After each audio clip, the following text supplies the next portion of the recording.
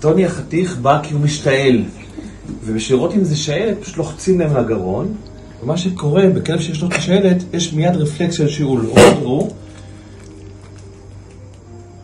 עושים ככה, ולפעמים בסוף גם יש את ה...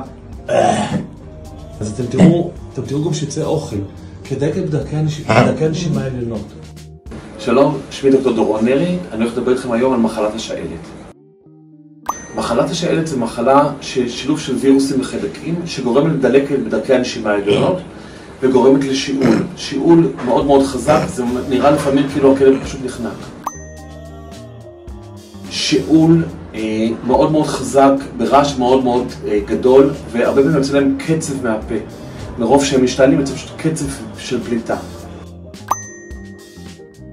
הפליטה בשעלת היא בדרך כלל פליטה בצבע לבן, כמו קצב לבן, וקי הוא בדרך כלל בצבע צהוב, ולרוב יש גם בפנים אוכל.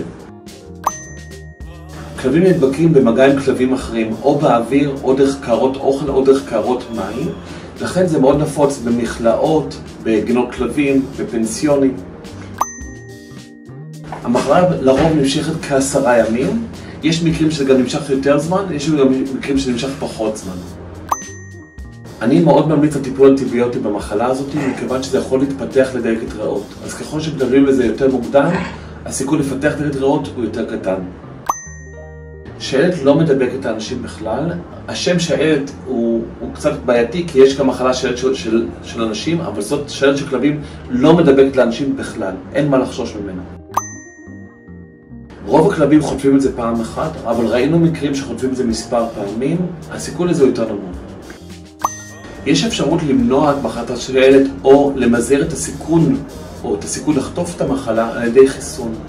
החיסון נעשה על ידי טיפות אף, זה לא חיסון בהזרקה, זה מחזיק בדרך כלל שנה, וזה מונע או ממזער את המחלה, ואם גם חוטפים את השעלת, חוטפים אותה בצורה הרבה יותר קלה.